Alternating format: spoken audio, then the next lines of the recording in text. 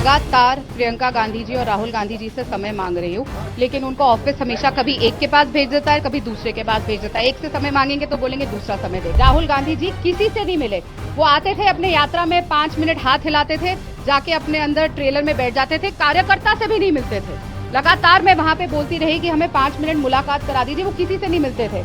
उनको सिर्फ न्याय यात्रा कहने के लिए करनी थी, पता नहीं किसकी न्याय थी। वो ज्यादा तो मुझे लग रहा है कि उनको ट्रैवल ब्लॉगर बनने का शौक है और वो ट्रैवल ब्लॉगिंग कर रहे थे वहां आके और किसी से बात नहीं कर रहे थे। मैंने तब भी उनके ओएसडी दोनों को, पीएस को ये बात बताई थी कि ऐसा हो रहा है आपकी यात्रा में। सोचिए, न्याय की बात कर रहे हैं पूरे देश को करने को और उन्हीं के पार्टी ऑफिस बेरर के साथ वहां पे अन्याय हो रहा था, तब भी नहीं सुनवाई, क्योंकि राहुल जी बिजी थे।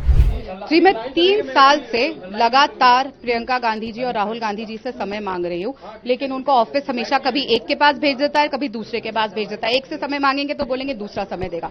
लगातार न्याय यात्रा के दौरान भी मैं छत्तीसगढ़ की मीडिया देख रही थी। न्याय यात्रा के दौरान तब भी न्याय यात्रा की भी मैं इंचार्ज थी वहां की मीडिया की, तब भी राहुल गांधी जी किसी से नहीं मिले।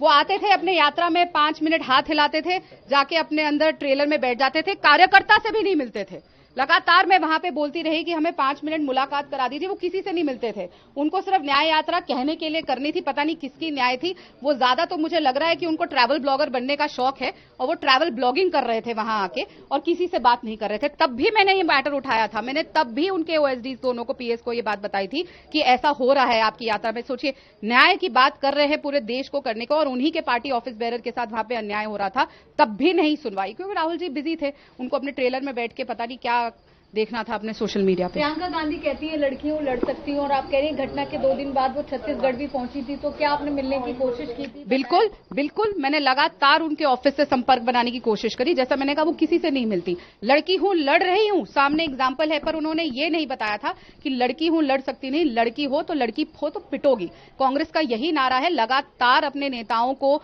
बदसलूकी करी जाती है। प्रियंका चतुर्वेदी के साथ हुई, जैसे मैंने कहा, अर्चना गौतम को तो खुद पीटा गया कांग्रेस कार्यालय में। मुझे कांग्रेस कार्यालय में बंद कर दिया गया। ये कोई बाहर की घटना नहीं है। जब कांग्रेस कार्यालय में, नेशनल कार्यालय में और स्टेट के कार्यालय में अगर ऐसी चीज हो रही है तो बहुत चिंतन का विषय है। जो लोग बात करते हैं महिला के न्याय की, जो लोग बात करते हैं मणिपुर की, कर्नाटक की, वो खुद अपने घर में लड़कियों को पीट रहे हैं और कमरे के अंदर बंद कर रहे हैं। और क्यों 3 आदमियों ने मुझे कमरे के अंदर बंद किया, ये भी बहुत चिंतन का विषय है। जी, आप राम मंदिर गई इसीलिए विरोध हुआ, आप लगातार ये कह रही हैं? जी बिल्कुल, ये सारा सिलसिला तब से शुरू हुआ, क्योंकि मैं सामने आके मैं इस बात से खुश हुई कि हम राम मंदिर जाने का, ये पीढ़ियों से हम इंतजार कर रहे थे कि कब राम मंदिर मिलेगा, कब राम लल्ला के दर्शन करने जाएंगे। और वो पार्टी जिसकी शुरुआत हर सभा की रघुपति राघव राजा राम से होती थी, मैं कभी जीवन में नहीं सोच सकती थी कि वो राम जी की इतनी दुश्मन निकलेगी और उनको इतना कष्ट होगा कि कोई राम लल्ला की उपासना करेगा, तो और उसका ऐसी सजा मुझे मिलेगी,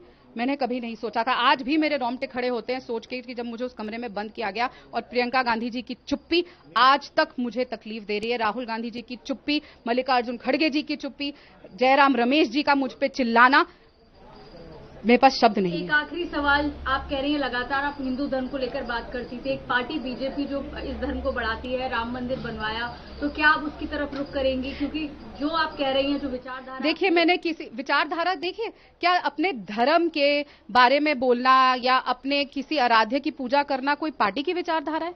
मेरा संविधान मुझे ये हक देता है कि मैं किसी भी धर्म को फॉलो करूं, कहीं पे भी जाऊं, कहीं पे भी पूजा करूं, तो इसमें कहीं पार्टी कहां से आ जाती है? लेकिन जब एक पार्टी इस बात का विरोध करने लग जाए, जो स्वयं को सेक्युलर पार्टी बताती है, जो स्वयं को संविधान का रक्षक बताती है, और वही संविधान के खिलाफ करने का काम करे, अपने आप को बाबा साहेब अंबेडकर जी की पार्टी बताती है और खुद ही संविधान के खिलाफ काम कर रही है और लगातार देश भर में चिल्लाते हुए कह रही है कि हम संविधान को बचा रहे हैं। अरे, संविधान तो आप अपने पार्टी में ही नहीं लागू कर रहे। महिला के साथ उत्पीड़न पे आप चुप है, राम मंदिर पे हम जाते हैं तो हमें तड़पाया जाता है, तो ये कौन सा संविधान वो फॉलो कर रहे हैं? असल तौर पे तो संविधान की विरोधी कांग्रेस पार्टी है, महिला के विरोधी कांग्रेस पार्टी है। हर चीज न्याय पत्र कागज से लेके धरातल पर आज तक वो नहीं उतरा है। और मैं फिर बोलती हूं, मैं सवाल पूछती हूं राहुल गांधी जी से, मैं सवाल करती हूं प्रियंका गांधी जी से, मैं सवाल करती हूं खड़गे जी से, मैं सवाल, खैर वो क्या बोलेंगे, वो तो सिर्फ उनके पपेट है। मैं सवाल करती हूं